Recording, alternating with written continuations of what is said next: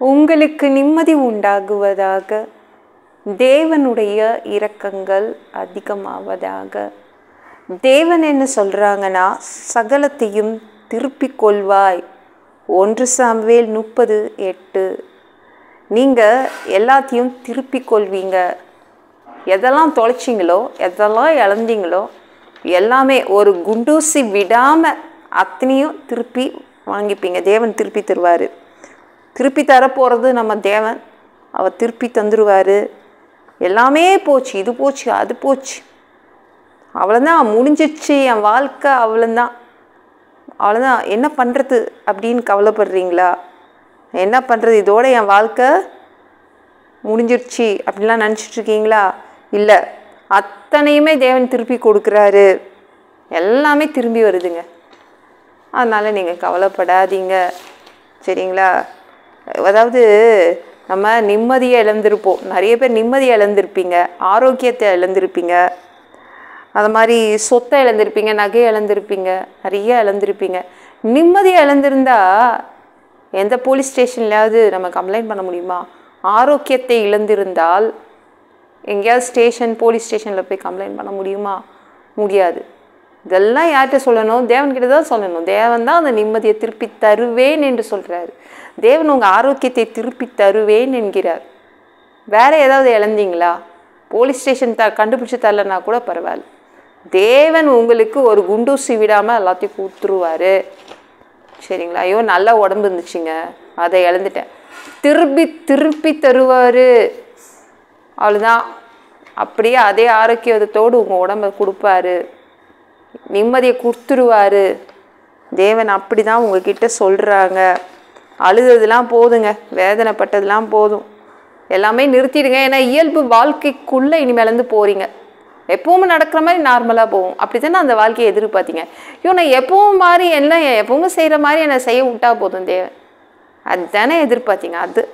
அது கிடைக்க போகுது. இயல்பு வாழ்க்கை உங்களுக்கு திரும்பி வருது, சரிங்களா? நீங்கள் இழந்த மகிழ்ச்சி, தொலைத்த சந்தோஷம் எல்லாம் திரும்பி வருது, சரிங்களாங்க? தேவன் கொடுத்துட்றாரு. அதனால் நம்ம எதற்கும் பயப்பட வேண்டாம். மன அழுத்தங்கள், ஸ்ட்ரெஸ் எல்லாத்துலேயும் வெளில வந்துடுங்க. அவர் தான் திருப்பி தரேன்றார்ல, அவ்வளோதான். இழந்த வேலை, உங்களுடைய இழந்த கல்வி, என்னது வேணால் இழந்திருக்கலாம், தொலைச்சிருக்கலாம், நீங்கள் எல்லாமே திருப்பி தராரு, சரிங்களா? நம்ம தாவீது இருக்காங்களா, அவங்க 3 நாள் கழித்து அவங்க வீட்டுக்கு வராங்க. வெளியில் போயிட்டு 3 நாள் கழித்து அவங்க வீட்டுக்கு வராங்க. அங்கே வந்து பார்க்குறாங்க, பார்த்தா வீடே காணலைங்க. வீடே எல்லாத்தையும் கொளுத்தி, தீ கொளுத்தி அந்த வீடே அழிச்சிருக்காங்க. 2 மனைவிகளை காணலை, பிள்ளைங்களை காணலை. தாவீதும் அவனோடு நிறைய பேர் அவனோட இருந்தாங்க. தாவீதோடு நிறைய பேர் சேர்ந்து தாவீதுக்கு உதவுனாங்க. அவங்களுடைய மனைவிகள், பிள்ளைகள் எல்லாத்தையுமே ஒருத்தர் வந்து தூக்கிட்டு போயிட்டாங்க. ஒரு கும்பல், அமலேக்கியர் என்ற ஒரு திருட்டு கும்பல் வந்து தூக்கிட்டு போயிடுச்சு. ரொம்ப கஷ்டமாக போச்சு தாவீதுக்கு. 3 நாள் கழித்து வீட்டில் வந்து நம்ம போய் படுத்து தூங்கலாம், நம்ம ஒய்ஃபு சமைச்ச சாப்பாடு சாப்பிட்லான்னு வந்தால் ஒன்றுமே இல்லை, யாருமே இல்லை, வீடும் இல்லை.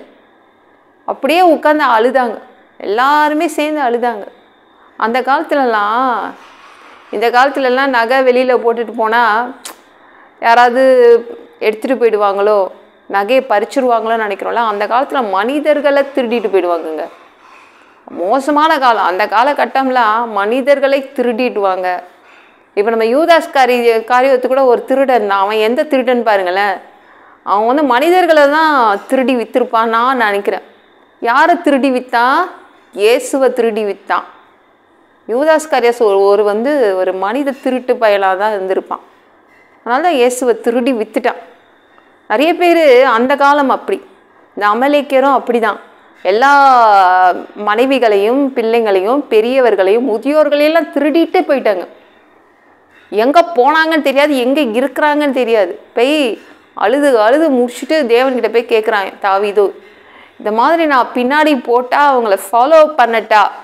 சரி போ அப்படின்னு தேவன் சொன்னார். எல்லாத்தையும், சகலத்தையும் திருப்பி கொள்வாய். எல்லாமே கொண்டு வந்துட்டான் தாவீது. தேவன் சொன்ன மாதிரி எல்லாமே திருப்பி கொடுத்தார். உங்களுக்கும் திருப்பி கொடுப்பார்.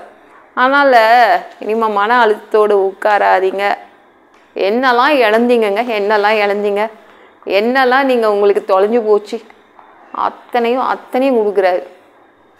சரிங்களா? அதனால் பயப்படாதீங்க, தைரியமாக இருங்க, சந்தோஷமாக இருங்க. இயல்பு வாழ்க்கை திரும்பிடும். இந்த வீடியோ பிடிச்சிருந்துச்சுன்னா மற்றவங்களுக்கு ஷேர் பண்ண மறக்காதீங்க. கர்த்தர் தாமே உங்களை ஆசீர்வதிப்பாராக. ஜெபம் பண்ணலாமா?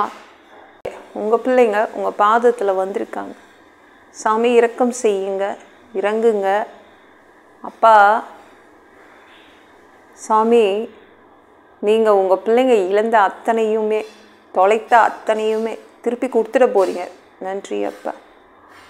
எல்லா பொல்லாத பிசாசுகள், ஏவல்கள், மந்திரங்கள், தற்கொலை ஆவிகள், பயத்தின் ஆவிகள், பலவீனப்படுத்துகின்ற ஆவிகள் எல்லாம் இயேசு என்ற பெயரினை கொண்டு துரத்துகிறேன். ஓடிப்போ. உங்கள் பிள்ளைங்களை இரத்த கோட்டிக்குள் மறைச்சிக்கோங்க. பரிசுத்த ஆவியால் நிரப்புங்க. ஞானஸ்நானம் எடுக்கணும், ரட்சிப்பீராக. இயேசுவின் காயப்பட்ட தழும்புகளால் எல்லா வியாதிகளும், எல்லா பலவீனங்களும், கேன்சர் போன்ற வியாதிகளும் சரியாகுவதாக. அப்பா, உங்கள் பிள்ளைங்க இழந்த நிம்மதியை கொடுத்துருங்க. உங்கள் பிள்ளைங்க இழந்த ஆரோக்கியத்தை திருப்பி கொடுத்துடுங்க.